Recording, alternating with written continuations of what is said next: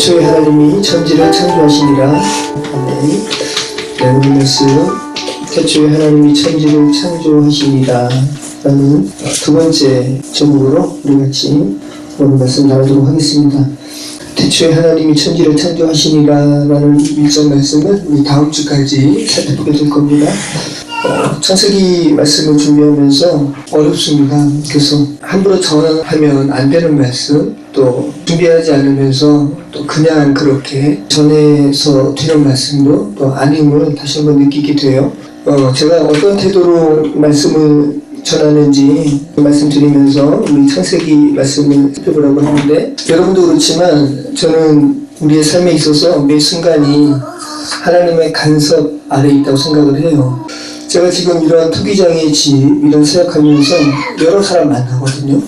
그러니까 일반적인 목회였으면 만나지 못할 사람들을 많이 만나요. 그리고 그들의 삶의 이야기를 듣는 것이 굉장히 귀해요. 우리가 다 그런 삶의 이야기를 가지고 있잖아요. 저희가 도자기를 만들기 때문에 저 가마에 가스불을 넣잖아요. 저 가스가 한 달 반 내지 두 달이면 다 소진이 돼서 새로운 가스를 저희가 주문해서 배달받거든요. 한 1년 전쯤에 계속해서 가스통을 배달해 하셨던 분이 그만두시고, 그날만 새로 오신 분, 지금은 또 전혀 새로운 분이에요. 그날 딱 하루 새로 오신 분이 할아버지신데 가스통을 배달하신 다음에 자신의 삶의 이야기를 하시는 거예요, 아침에. 근데 제가 이렇게 듣다가 이게 그냥 말씀이 아닌 거예요. 하나님께서 제게 말씀하시는 것이라는 생각이 강하게 들어서 계속 이렇게 들으면서 그분이 하는 메시지를 다 기억을 했어요. 그분 가시면 메모하려고. 꼭 제게 하나님께서 말씀을 어떤 태도로 전해야 된다라는 그런 말씀을 제게 하시는 것으로 제가 이렇게 느껴졌습니다. 너무 귀한 메시지였기 때문에 그분 가시자마자 제가 제 스마트폰에 문자로 제가 기록을 해놨어요. 작년 10월 31일 메모예요. 제가 지금 읽어드리면 여러분도 제가 왜 그렇게 메모했는지 아마 아실 거예요. 이분이 하신 말씀이 그분의 인생의 삶의 태도거든요. 자신의 삶을 이렇게 얘기한 거예요. 나는 그렇게 살았다는 거예요. 예 아니요 하지 말라. 자신이 몸담고 있는 직장에 누가 되지 않도록 겸손하게 노력해 보겠습니다 라고만 말하는, 이런 태도로 살아왔다는 거예요. 그리고 의사는 환우의 마음과 일치되어야 그 병을 고칠 수 있다. 네. 굳은 일이 있으면 좋은 일이 있다. 인내하며 밝게 살자. 백지에 검은 거 하나가 튀어도 더럽혀진 것이다. 네. 여러분, 백지에 검은 거 하나 있어도 더럽혀진 것이잖아요. 근데 그 더럽혀진 거 흰 페인트로 칠하면 깨끗하게 된다. 뭐 보고만 안 해요? 그분이 제게 하신 말씀이 참 많은 귀에 남는데, 그 중에 하나가 예 아니요 하지 말아라. 자신이 몸담고 있는 직장에 저희 크리스찬 입장에서는 예 아니요 함부로 하면 안 돼요. 우리가 몸담고 있는, 우리가 소속되어 있는 하나님의 나라에 누가 되지 않도록. 저는 말씀을 전하잖아요. 말씀을 너무 쉽게 단정해 버려서 전하면 안 된다라는 생각을 다시 한번 제가 하게 됩니다. 창세기 말씀을 준비하면서 더더욱 이런 인식들이 더욱더 강하게 들어요. 제가 때로는 제가 받은 은혜가 너무 커서 성경에서 이렇게 말하고 있어요 라고 제 감정적으로 이렇게 단정해 보는 경우도 없지 않지만, 대체적으로 제가 말씀을 대하는 태도는 성경에서 말씀하고 있는 바가 뭔가라는 부분을 많이 고민하려고 해요. 성경에서 말하는 바가 명확하지 않은데 그대로 단정해버리면 어떻게 해요? 얼마나 위험합니까? 제가 창세기 서두에 이 말씀 드리는 이유가, 창세기 서두와 관련해서 너무나 많은 사람들의 설들이 난무하기 때문이래요. 우리가 기억할 것이 있는데, 여러분은 여러분을 지으신 분이 하나님이신 것을 믿으시죠? 네. 하나님께서 여러분의 오장육부 지으신 거 믿으시죠? 여러분 보세요. 성경에서 말씀하고 있는 바가 단지 하나님께서 우리의 오장육부를 지으시고 우리가 살아 숨쉬는 이 세상이 하나님께서 지으신 것이라는 것을 믿고 고백하는 차원의 글로 맞춰지는 글일까요?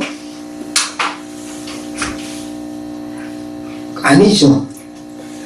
여러분, 최소한 물리적인 교회 테두리 안에 있는 사람들 중에서 하나님께서 자신의 육신적 창조와 보이는 세계가 하나님으로 인해서 창조된 것을 부인하는 사람이 어디 있어요? 최소한 입술로 주여 주여 하는 자들 중에서 하나님의 창조주 되심을 부인하는 자들이 어디 있겠냐고요. 모두 다 하나님께서 우리의 육신, 우리 눈에 보이는 이 세계를 하나님께서 지으신, 하나님께서 창조하신 것을 다 고백하는 자들이라고요. 그러면 하나님께서 저를 지으신 거 제가 알아요. 저의 오장육부 지으신 거 알아요. 제가 숨쉬는 이 세계 하나님께서 지으신 거 알아요. 하나님께서 천지창조 우주를 지으신 거 제가 알아요. 고백해요. 라고 하는 그 고백이 그들의 구원을 보증하는가? 라고 묻는다면 예수님께서 친히 말씀하시잖아요. 아니라고 말씀하시잖아요. 제가 너무 자주 말씀을 드려서 여러분 귀도 아프고 저도 입이 아플 지경이지만 중요한 말씀이기 때문에 예수님께서 말씀하신 것이죠. 예수님의 이름으로 병자 고치고 예수님의 이름으로 귀신 내쫓고 선행과 구제를 하는 사람들 중에서 하나님께서 이 세상을 지으셨다는 그 창조의 고백을 부인하는 사람이 어디 있겠어요? 그 고백하잖아요. 그런데 하나님은 뭐라 그러신다고요? 나 너희 도무지 모른다 라고 말씀하신다잖아요. 그러니까 우리가 하나님께서 이 세상 지으신 거 맞아요? 하나님께서 나 지으셨어요? 내 오장육부 지으셨어요? 시편의 이 고백처럼 이 고백은 기본으로 가지고 들어가는 거라고요. 이 고백을 넘어서 너희의 하나님의 성전됨을 만드시는 하나님의 그 창조의 기사를 계속 찾는 부분을 그런 것 너무 추가하려고 그러지 마. 하나님께서 지으신 이 세상 이런 보이는 세계 하나님께서 실질적으로 만드신 이 세상 거기에 대한 고백으로만 국한해 라고 말한다면 여러분은 성경을 통해서 예수님께서 말씀하시고 하나님께서 여러분 심령 가운데 전하시기를 바라시는 그 마음을 모르고 이 세상을 살아가게 될 수 있다는 겁니다. 성경은 여러분과 세상의 창조됨의 물리적 증거를 제시하는 목적으로 쓰여진 것이 아니라는 거예요. 창세기의 서두가 중요한 이유는 첫 번째 단추를 잘못 끼우면 옷을 어떻게 입게 돼요? 삐뚤게 입기 때문에 그래요. 창세기는 구약의 시작이자 성경의 관문과도 같아요. 그래서 창세기 서두에 모든 것의 시작을 다루고 있어요. 저희가 창세기 12장부터 살펴봤지만 제가 이 단어가 성경에서 가장 처음 쓰인 부분이 어디입니까? 라고 계속 다시 한번 찾았잖아요. 우리가 창세기 1장 1절을 읽을 때 모두 다 처음에 시작하는 단어인 거예요. 그러니까 얼마나 중요합니까? 근데 여기서 잘못 인식하게 되면 완전히 삼천포로 빠지게 되는 거죠. 그래서 성경을 바라보는 관점이 굉장히 중요합니다. 여러분, 성경을 보는 관점이 여러 가지가 있어요. 역사적 관점이 있어요. 역사적인 접근을 시도하는 겁니다. 성경을 보면서. 또 윤리적으로 성경이 말씀하시는 바가 뭔가 윤리적으로 보는 관점도 있어요. 인물적 관점으로 보는 그런 관점도 있고, 성경에 나타나는 중요한 주제들을 논리적, 체계적으로 조직화해서 보는 조직신학도 있어요. 이렇게 성경을 보는 눈이 여러 가지가 있다고요. 그런데 성경을 바라보는 이 시각 중에서 어떤 시각이 있냐면 예수님의 눈으로 예수님의 구속사적인 그런 관점에서 보는 시각이 있어요. 이것을 성경신학이라고 그러고 또 구속사적 관점이라고 그래요. 제가 추구하는 관점은 구속사적 관점이에요. 구속사적 관점으로 성경을 보는 것이 바로 예수 그리스도께서 성경을 친히 보신 관점이었어요. 요한복음 5장 39절에 너희가 성경에서 영생을 얻는 줄 생각하고 성경을 연구하거니와 이 성경이 곧 내게 대해서 증거하는 것입니다. 예수님께서 친히 말씀하셨어요. 너희가 영생을 찾는 줄 알고 성경을 너희가 상고하는데 아주 좋아. 맞아. 이 성경이 곧 내게 대해서 증거하는 거야. 네, 성경이 예수님에 대해서 증거하는 것이라고 예수님께서 친히 말씀하셨습니다. 또 요한복음 5장 46절에 예수님께서 말씀하세요. 모세를 믿었더라면 또 나를 믿었으리니 이는 그가 내게 대하여 기록하였습니다. 예수님께서 말씀하세요. 유대인 너희들이 보는 그 성경 구약입니다. 특별히 구약 중에서 예수님께서 지금 모세를 믿었더라면 이라고 말하면서 모세라는 인물을 믿었더라면 이라고 말씀하시는 것이 아니라 모세가 쓴 모세 오경을 말씀하고 있어요. 창세기, 출애굽기, 레위기, 민수기, 신명기. 너희가 모세 오경에서 말씀하시는 그 바를, 그 성경 말씀을 믿었더라면 나를 믿었을 거야. 그 모세 오경이 말하는 바가 바로 나에 대해서 말하는 것이거든. 예수 그리스도에 대해서 모세 오경이 말하고 있어 라고 말씀하시는 거죠. 그리고 또 예수님께서 엠마오로 가는 두 제자에게 나타나셔서 어떻게 하세요? 누가복음 24장 27절 말씀. 엠마오로 예수님께서 십자가에서 죽으신 이후에 다 끝난 줄 알고 절망해서 엠마오로 가는 두 제자, 이름이 누구인지 알 수 없습니다. 그에게 예수님께서 나타나시죠. 그리고 성경 말씀을 가르치세요. 누가복음 24장 27절. 이에 모세와 모든 선지자의 글로 시작하여 모든 성경에 쓴 바 자기에 관한 것을 자세히 설명하시니라. 네, 여기서는 모세 오경을 넘어선 예언서, 선지서들을 다 망라한 구약 성경을 예수님께서 엠마오로 가는 두 제자에게 친히 가르치셨어요. 그런데 그 모세 오경과 구약의 성경에 어떤 내용들? 자기에 관한 것을 자세히 설명하시니라. 네. 구약에 쓰여진 예수 그리스도에 관한 내용들을 자세히 설명하셨다 말씀하고 계세요. 이것이 바로 구속사적 관점인 거예요. 그리고 여러분 구약뿐 아니라 신약도 누구에 대한 기사입니까? 예수님에 관한 기사인 거예요. 그러니까 창세기부터 요한계시록까지 온통 성경은 누구에 관한 기사예요? 예수 그리스도. 우리가 이 관점으로 성경을 봐야 되는 것이죠. 예수 그리스도를 머리로 한 성전, 하나님의 마음을 담은 하나님의 집에 관한 말씀이라는 겁니다. 우리는 지난주에 태초에라고 번역된 베레시트, 여러분 기억하시죠? 이 베레시트가 단순한 시간의 시작이 아니라 우리를 향한 하나님의 마음이 담긴 말씀이라는 것을 우리가 살펴보았습니다. 하나님의 어떤 마음이었어요?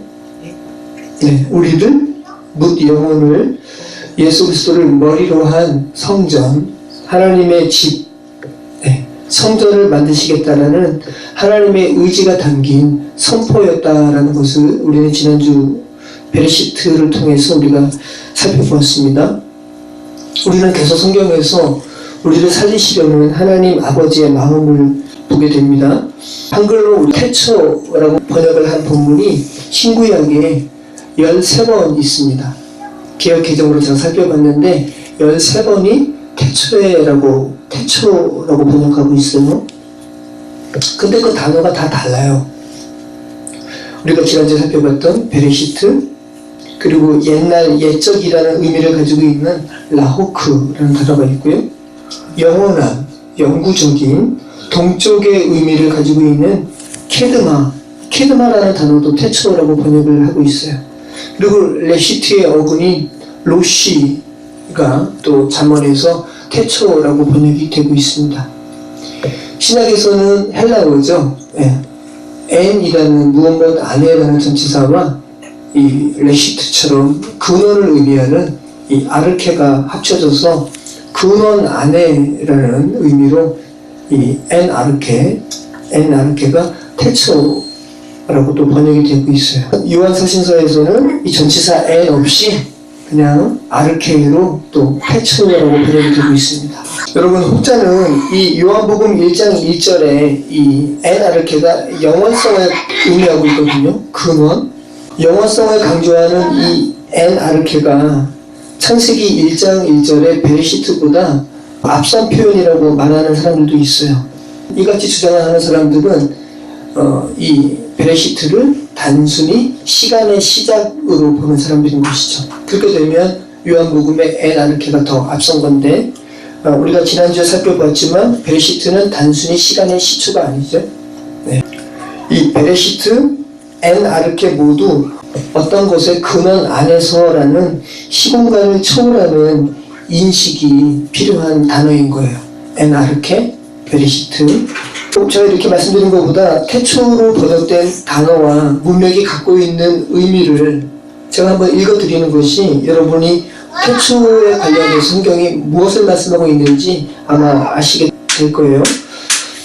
창세기 1장 1절에 베레시트에 대한 설명은 지난주에 말씀드렸고요. 잠언 8장 22절로 30절 말씀인데, 여호와께서 그 종화의 시작 곧 태초에 일하시기 전에 나를 가지셨으며, 여기서 이 태초가 케르맘이에요. 오래된 동쪽 앞에 있는 것이라는 의미예요.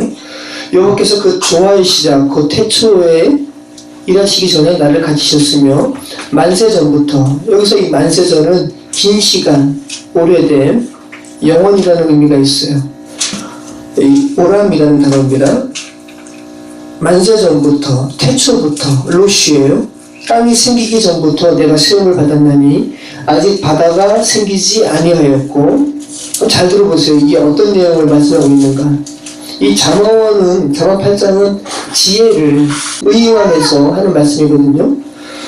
아직 바다가 생기지 아니하였고 큰 샘들이 있기 전에 내가 이미 났으며, 산이 세워지기 전에 언덕이 생기기 전에 내가 이미 났으니, 하나님이 아직 땅도 들도 세상 진토의 근원도 짓지 아니하셨을 때라.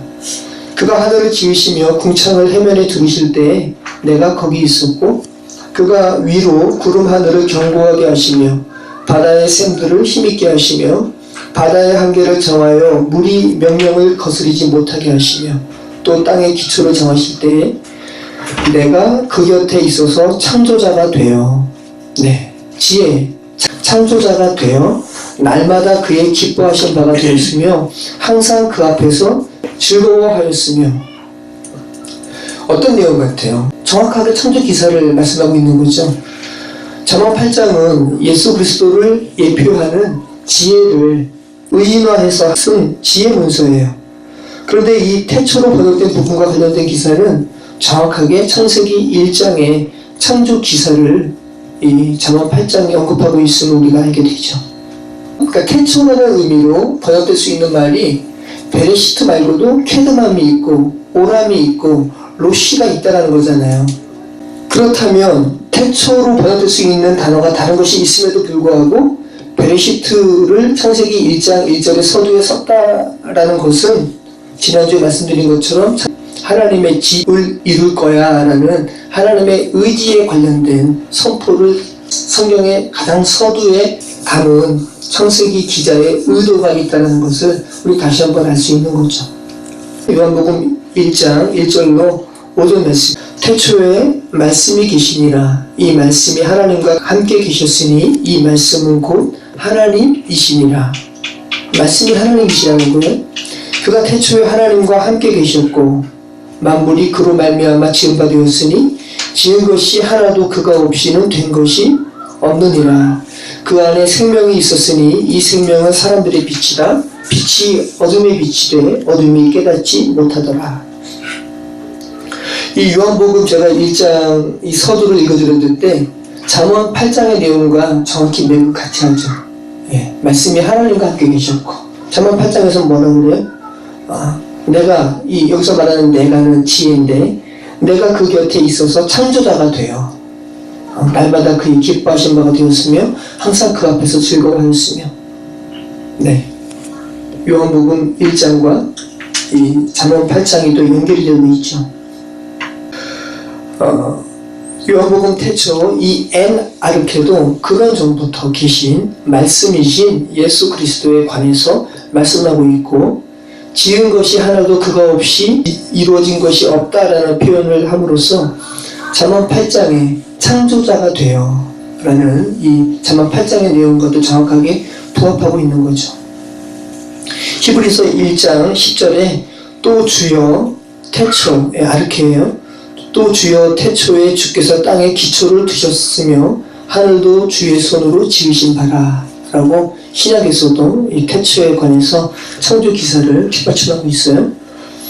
요한일서 1장 1절 태초부터 있는 이 아르케입니다. 태초부터 있는 생명의 말씀에 관하여는 우리가 들은 바요 눈으로 본 바요 자세히 보고 우리의 손으로 만진 바라. 태초부터 있었던 생명의 말씀, 이 잠언 8장의 그 지혜, 그죠? 예수 그리스도인데 태초부터 계신 생명의 말씀에 관해서 요한 서신서가 요한을 쓴 저자가 이렇게 쓰고 있어요. 태초부터 계신 생명의 말씀에 관해서 내가 쓰는데 우리 손으로 만진 바요, 우리 눈으로 본 바요, 네, 자세히 보고 우리 손으로 만진 바라. 네, 육신을 입고 이 세상에 오신 예수 그리스도를 말씀하고 있죠. 요한일서 2장 13절 아비들아 내가 너희에게 쓰는 것은 너희가 태초부터 아르케입니다. 태초부터 계신 이를 알았으며 청년들아 내가 너희에게 쓰는 것은 너희가 악한 자를 이겼습니다. 요한일서 2장 14절 아이들아 내가 너희에게 쓴 것은 너희가 아버지를 알았으며 아비들아 내가 너희에게 쓴 것은 너희가 태초부터 계신 이를 알았으며 청년들아 내가 너희에게 쓴 것은 너희가 강하고 하나님의 말씀이 너희 안에 거하시며 너희가 흉악한 자를 이겼습니다. 가만히 살펴보면 모두 다 태초와 관련해서 표현된 이 아르케가 모두 생명의 말씀이신 예수 그리스도에 관해서 밝히고 있음을 우리가 알게 돼요. 그러니까 신약과 구약에 쓰여진 이 태초와 관련된 모든 단어가 설명하고 있는 그 내용이 뭐냐면 예수 그리스도라는 공통 분모가 있다는 거예요. 그리고 특별히 태초와 관련돼서 처음 구약에 쓴 책은 무엇 안에라는 이 베라는 전치사를 써서 베레시트라고 쓰고 있고요. 신약에서 가장 먼저 이 태초에 관해서 쓴 책은 엔이라는 전치사를 붙여서 엔 아르케라고 베레시트 엔 아르케라는 표현을 하고 있어요. 특별히 이 무엇 안에라는 이 배와 엔을 사용함으로써 창조의 사건, 구원의 사건, 이 베레시트와 엔 아르케가 창조의 사건이잖아요. 창조의 사건은 구원의 사건이고, 그리고 이 창조의 사건, 구원의 사건이 모두 어떤 근원 안에서부터 비롯됨을 의미하는 어떤 시간의 의미가 아니라 굳이 표현한다면 장소적 개념이 더 강한 이 장소적 위치적 개념으로 이 n이라는 전치사를 쓰고 있다고 해요. 다른 말로 하면 그곳에서만 구원이 이루어지는, 구원이 이루어지는 어떠한 위치 장소적 개념이 엔 아르케 베리시트라는 그곳에서만 이루어진다는 어떠한 유일한 어떤 위치적인 개념을 쓰고 있다는 거죠. 모세의 베레시트, 신약의 이 요한의 엔 아르케라는 이 근원 안에서라는 표현을 하나님의 살리시는 빛을 받은 바울은 어떻게 표현하고 있을까요? 바울은 굉장히 중요한 사람입니다. 여러분, 우리말 성경으로 여러분이 많이 보신 표현이에요. 그리스도 안에서라는 거예요. 베레시트, 엔 아르케 모두 그리스도를 말씀하고 있었잖아요. 근데 바울은 정확하게 그리스도 안에서라고 표현하고 있어요. 영어로 in Christ, 그리고 헬라어로는 en Christus라는 말이에요. 굉장히 많이 있지만 4-5가지로 그리스도 안에라고 표현하고 있는 이 바울이 어떤 내용으로 쓰고 있는지 제가 한번 읽어드릴게요. 로마서 3장 24절 그리스도 예수 안에 있는 속량으로 말미암아 하나님의 은혜로 값없이 의롭다 하심을 얻은 자 되었느니라. 그러므로 이제 그리스도 예수 안에 있는 자에게는 결코 정죄함이 없나니.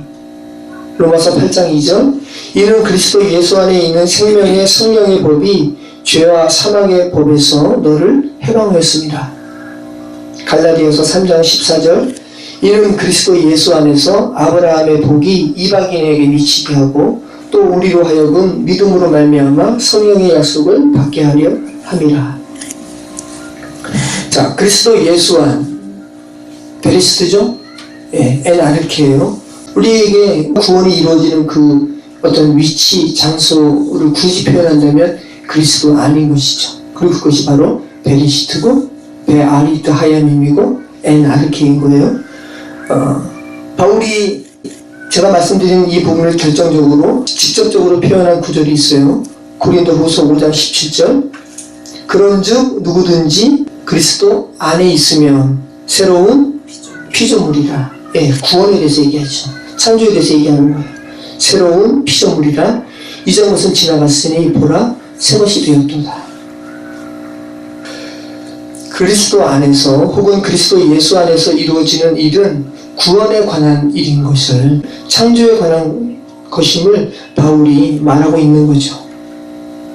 바울이 말하는 그리스도 안에서 엔 크리스투스, 인 크라이스트는 결국 구원, 새로운 창조에 관한 것이라는 말씀입니다.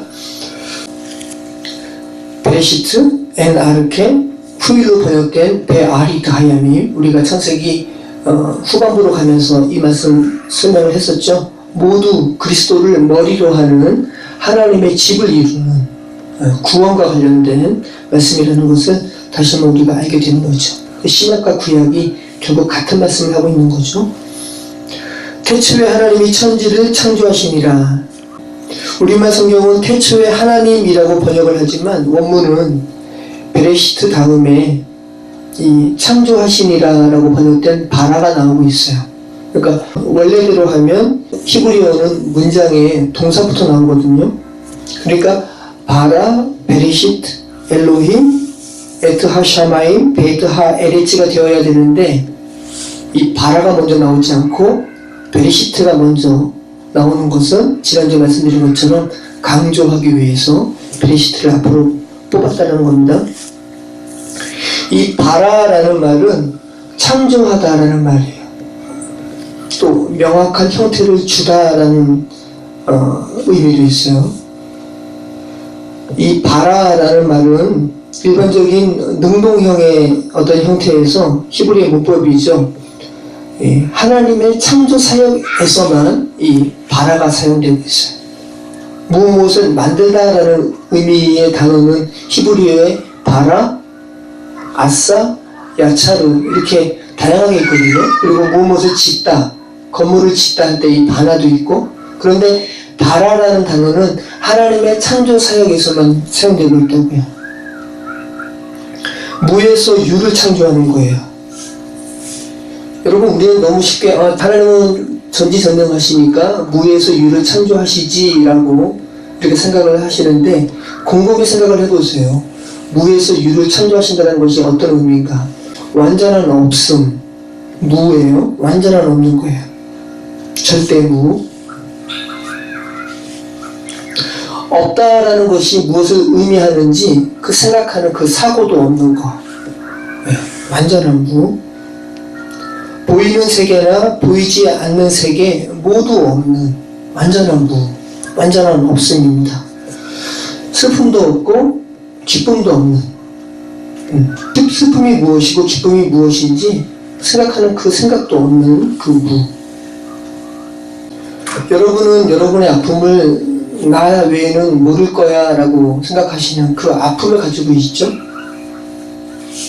아무것도 없는 무에서 유를 창조하신 분이 계시다는 거예요. 우리의 슬픔, 우리의 아픔이 느끼는 이 감정을 창조하신 분이 계시다는 거예요. 만약 우리가 어떤 것으로 인해서 우리가 슬퍼하죠. 그런데 그 슬퍼하는 우리의 그 슬픔보다 하나님께서 우리의 그 슬픔이라는 감정을 창조하신 분이 누구세요? 하나님이시잖아요. 그러니까 하나님께서 갖고 계신 슬픔이 더 크시다는 거예요. 제가 드리는 이 말씀은 이 존재하는 모든 것들은 누구를 인식해야 된다는 겁니까? 하나님. 네. 없었기 때문에. 그런데 지금 있는 존재하는 모든 것들은 그를 있게 하신 하나님을 인식해야 된다는 거죠. 제가 새벽에 이 글 쓰면서 아무것도 없음에 대해서 한번 생각을 해봤어요. 아무것도 없음에 대해서. 그랬더니 마음이 차분해지는 거예요. 우리는 여러 가지 생각들이 있잖아요. 여러 가지 걱정들이 있고. 근데 아무것도 없음에 대해서 생각을 해봤단 말이죠. 마음이 차분해지는 거죠. 그리고 존재하는 저와 저의 상황을 관조하면서 보게 되는 거예요. 무에서 유를 창조하신 분, 그분이 바로 결론이시라는 거예요.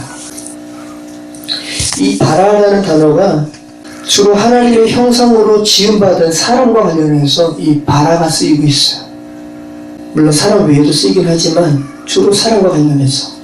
창세기 1장 1절에 태초에 하나님이 천지를 창조하시니라 라는 말씀에 이 바라가 쓰이고, 창세기 1장 27절에 하나님이 자기 형상 곧 하나님의 형상대로 사람을 창조하시되 남자와 여자를 창조하시고 라는 문장에 이 바라가 쓰여요. 그리고 이 조금 아까 드린 말씀처럼 바라 말고 하나님께서 어떤 것을 만드셨다라는 동사가 또 뭐가 있다고 그랬죠? 아싸가 있고 야차르가 있다고 그랬죠.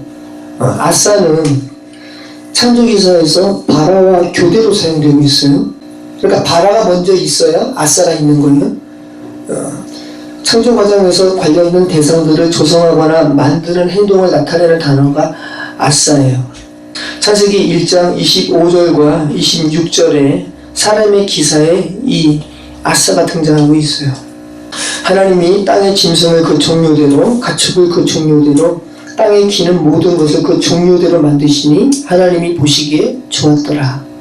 하나님이 이르시되 우리의 형상을 따라 우리의 모양대로 우리가 사람을 만들고 그들로 바다의 물고기와 하늘의 새와 가축과 온 땅과 땅에 기는 모든 것을 다스리게 하자 하시고.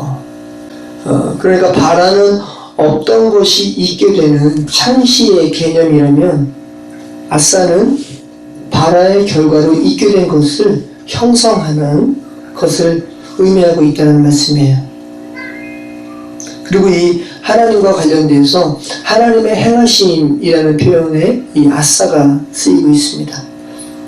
야짜르라는 동사도 있어요. 흔히 하나님을 토기장이로 비유하시잖아요. 하나님이 토기장이시고 우리는 진흙이죠. 하나님께서 진흙을 빚으세요. 하나님께서 진흙을 빚으시는 그 빚으심, 그것이 바로 야차르예요. 저와 여러분 하나님께서 하나님의 목적대로 하나님의 집으로 빚으실 때 그것을 야차르라고 말씀하신다는 겁니다. 지금 바라에 관해서 말씀드리고 있어요. 정리하면 바라는 무에서 유, 관련된 대상의 계시, 하나님만이 하실 수 있는 것, 그리고 창조된 대상의 완전한 새로움이라는 의미를 담고 있는 것이 이 바라예요. 베레시트, 하나님께서 거하시는 성전을 만드시겠다라는 그 마음의 근원에서 바라, 창조되었다는 거예요. 완료형으로 쓰이고 있어요. 이 바라가. 그러니까 단순히 과거형이 아니라는 거죠. 하나님께서 이 만드시는 창조의 행위의 어떠한 완전성, 어떤 완전함을 의미하는 창조의 확실함을 표현하고 있는 단어인 거죠. 태초에 하나님이 천지를 창조하시니라. 베레시트 바라 엘로힘이에요. 하나님이에요. 엘로힘이 여러분 복수예요. 하나님의 남성 복수형이거든요. 하나님이 아니라 신들이라는 의미에서도 이 엘로힘이 사용되고 있어요. 사사기 11장 24절 내신 그모스가, 여기서 이 내신 그모스 우상이죠. 내신 그모스가 내게 주어 차지하게 한 것을 내가 차지하지 아니하겠느냐. 우리 하나님 여호와께서 우리 앞에서 어떤 사람이든지 쫓아내면 우리가 그것을 차지하리라. 여기서 그모스 우상을 나타내는 신, 이것도 엘로힘이고요. 우리 하나님 여호와께서 할 때 이 엘로힘이에요. 엘로힘 아도나이. 그러니까 엘로힘이 신들이라는, 우상을 뜻하는 이 신들도 엘로힘이로 사용되고 있고 하나님도 엘로힘으로 사용되고 있다는 거죠. 여러분 중요한 거니까 여러분 한번 잘 들어보세요. 우리가 조금 전에 살펴보았던 창조하시니라라고 보았던 바라가 3인칭 남성 단수예요. 근데 엘로힘은 뭐라고 그랬습니까? 복수라고 그랬죠. 히브리어는 정확하게 이 주어와 동사의 이 인칭이 똑같아야 되거든요. 그 수도 일치해야 되고, 그래서 혹자는 엘로힘이 바라의 주어가 될 수 없다라고 얘기하는 사람이 있어요. 창세기 1장 1절 브레시트 바라 엘로힘 할 때 일반 명사 남성 복수형인 엘로힘과 3인칭 단수 동사인 바라가 다르기 때문에 엘로힘이 바라의 주어가 아니라는 거예요. 그리고 이 엘로힘이 마침 또 복수형이잖아요. 신들도 그 우상을 뜻하는 신들도 엘로힘으로 사용되고 하니까. 그리고 성경이 궁극적으로 우리를 하나님의 아들 삼으시죠. 그 우리를 엘로힘이라고 얘기하는 사람도 있어요. 창세기 3장 5절에서 뱀이 여자에게 이 실과를 먹으면 너가 하나님 같이 될 것을 하나님이 아신다라고 말하죠. 이 내용이 뭐라고요? 미혹이라고요. 바울이 고린도 후서 11장 때 이것은 뱀이 여자를 미혹했다고 엑사파타오 했다고 바울이 정확하게 말하고 있어요. 그런데 이런 미혹이 창세기 첫 줄부터 나시 미혹에 빠지는 사람이 있다는 거죠. 문자에 빠져들면 말 그대로 선악을 하는 지식이잖아요. 자기 스스로 이성적으로 다 판단하는 거예요. 자기가 하나님이 되는 겁니다. 창세기 50장까지 가면서 우리는 계속해서 창세기 3장을 창세기 후반부에서 극복하고 있는 것을 봤잖아요. 창세기 49장과 50장에서 모두 이 창세기 3장을 극복하고 있었어요. 나우시의 미혹을 극복하고 있었습니다. 제가 드린 말씀이 뭐냐면 창세기만으로도 죽은 자를 살리시는 주의 말씀이 충분히 계시되고 있다는 거예요. 제가 지금 3주 연속으로 해서 이 말씀 드려요. 요셉을 향한 죄로 인해서 두려워하는 형제들은 누구를 예표하는 거죠? 나하시의 미혹으로 선악과를 먹어서 죽어버린 살리심을 받아야 되는 이 세상의 영혼들이죠. 아담들이죠. 죽어있는 아담들. 요셉의 죄로 인해서 두려워하는 형제들은 나하시의 미혹으로 인해서 죽게 되어서 하나님을 두려워하는 아담들이라고 했죠. 그들에게 온 세상의 구원자 예수 그리스도를 예표하는 요셉이 뭐라고 그런다고 그랬습니까? 두려워하지 마세요. 내가 하나님을 대신하겠습니까? 내가 하나님의 자리에 있겠습니까? 라고 하는 이 하나님이 엘로힘이에요. 그러니까 창세기 3장에 나우시의 미혹을 정확하게 극복하고 있는 거죠. 많은 사람들이 창세기 1장에서 이미 나우시의 미혹에 빠져들어요. 그러니까 자기가 엘로힘이라는 겁니다. 미혹되면 안 되는 거죠. 우리가 있을 자리는 우리는 물론 하나님의 아들과 하나님께서 만드세요. 여러분 개념을 잘 생각을 하세요. 우리가 있을 자리는 하나님의 자리가 아니라 하나님과 본체시나 하나님과 동등됨을 취할 것으로 여기지 아니하시고 사람의 모형으로 오셔서 사람이 되셔서 십자가에서 죽으신 그 예수님의 자리가 우리가 있을 자리예요. 그리고 그 예수님과 한몰되어서 우리가 다시 살아나는 겁니다. 이 정도 선에서 우리가 하나님의 아들됨으로 인식하는 것만으로도 충분하다는 거죠. 하나님 그 자신이신 예수님께서 친히 하나님과 동등됨을 취할 것을 여기지 아니하셨기 때문에 우리의 자리는 그 예수님의 자리가 되어야 되는 거죠. 하나님의 자리가 아니라. 성경이 참 놀랍잖아요. 요셉의 이름이 왜 사고나 반해합니까? 온 세상의 구원자 예수 그리스도잖아요. 예수 그리스도를 예표하고 있다고요. 그리고 예수 그리스도를 예표하고 있는 요셉 사고나 바네아가 그 죄로 인해서 죽은 인간들에게 내가 하나님의 자리에 있겠냐? 난 하나님의 자리에 있지 않을 것이다 라고 말씀하고 있잖아요. 성경으로 정확하게 말씀을 하고 있는 거죠. 그래서 이 바라와 엘로힘의 이 불일치에 대해서 우리는 학자들이 이야기하는 학자들은 뭐라 그러냐면 장원 복수형이라는 거예요. 하나님을 표현하는 데 있어서 복수형으로 표현한다는 겁니다. 그리고 그 동사는 단수형으로 쓰고 이런 학자들의 주장에 대해서 거부할 이유가 하나도 없어요. 이 학자들의 의견을 수용하지 못할 하등의 이유가 없다는 겁니다. 우리가 이 창세기 1장을 계속 살펴보겠지만 하나님께서 복수형인데 왜 1장 1절에 이 바라는 단수형일까라는 불일치가 창세기 1장에 계속 반복되는 하나님의 창조기사에 있어서 하나님께서 그 창조의 주체자가 되심을 의문하게 하는 전혀 그런 이유가 될 수 없다는 것을 여러분이 알게 될 거예요. 우리가 읽으면 자연스럽게 하나님께서 모든 창조 사역의 주체자가 되신 우리는 고백하게 됩니다. 오늘 굉장히 중요한 말씀을 하고 있어요. 또 이 엘로힘이 복수라는 것에 미혹되어서 어떤 이단이 아니라 사입이죠. 하나님을 아버지 하나님, 어머니 하나님 두 분이 있다는 이 회개한 이론을 제시하는 이 사입이 또 있어요. 여러분 근데 우리가 분명히 알아야 될 것이 있는데, 자, 예수 그리스도께서 하나님을 뭐라고 부르셨어요? 아버지라 부르셨어요.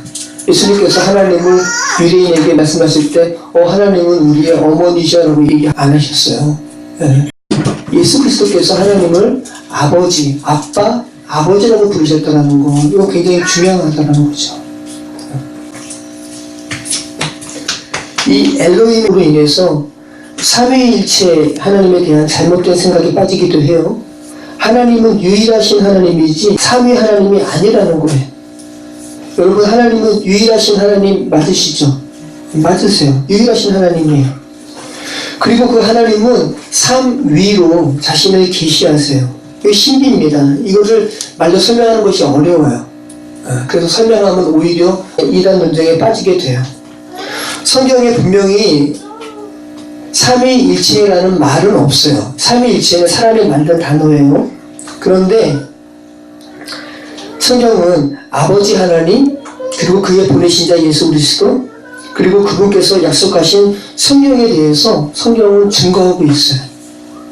그리고 성경은 사람이 만든 표현으로서 삼위일체의 하나님이시구나라는 것을 충분히 생각할 수 있는 본문이 성경에 계속 제시되어 있어요. 창세기 1장 26절, 우리의 형상을 따라 우리의 형상대로 우리가 사람을 만들고, 창세기 1장 2절에 하나님의 영에 대해서 말씀하시죠. 다다음 주 살펴볼 건데요. 땅이 혼돈하고 공허하며 흑암이 깊음 위에 있고 하나님의 영은 수면 위에 운행하시리라. 네, 성령을 말씀하고 있죠. 요한복음 15장 26절, 내가 아버지께로부터 너희에게 보낼 보혜사 곧 아버지께로부터 나오시는 진리의 성령이 오실 그때에 그가 나를 증언하실 것이요.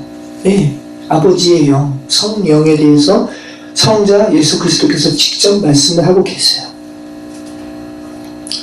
마태복음 3장 16절로 17절, 예수께서 세례를 받으시고 곧 물에서 올라오실새 하늘이 열리고 하나님의 성령이 비둘기같이 내려서 자기 위에 임하심을 보시더니 하늘로부터 소리가 있어 말씀하시되 이는 내 사랑하는 아들이요 내 기뻐하는 자라 하시니라.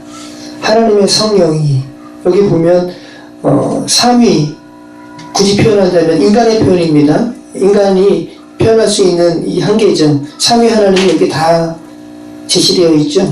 예수께서, 성자 예수님께서 세례를 받으실 때에 하늘이 열리고 하나님의 성령이 비둘기같이 임하셨다라고 말씀하시죠. 그리고 하늘로부터 말씀하시는 소리가 있었다 말씀하시죠. 이는 내 사랑하는 아들이요 내 기뻐하는 자라 하시니라. 아버지의 음성이죠. 창세기가 참 어렵죠. 1장 1절이 어렵습니다. 여러분 말씀을 정리할게요.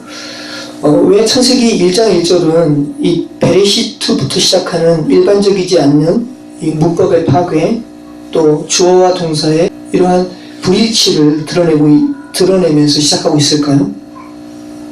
고민하라는 거예요. 고민하라는 거예요. 하나님이 어떤 분이신지. 섣불리 창세기 1장 1절에서 승부 걸려 그러지 말라는 거죠. 창세기 50장까지 잔잔히 살펴만 봐도 창세기 1장 1절에 엘로힘에 대한 창세기 3장 5절의 나시의 미혹을 극복할 수가 있다는 말입니다. 우리의 창조주 되신 무에서 유를 창조하시는 그 하나님에 대해서 겸손한 마음으로 하나님의 마음을 살피라는 거죠. 우리가 겸손하게 그렇게 주께 나아갈 때 창세기 1장 1절에 바라가 이미 완성된 완료형으로 쓰여진 것처럼 하나님께서 우리를 그 완성된 구원의 자리, 성전됨의 자리, 또 하나님의 집을 이룬 자리로 인도해 주실 줄 믿습니다. 기도하겠습니다.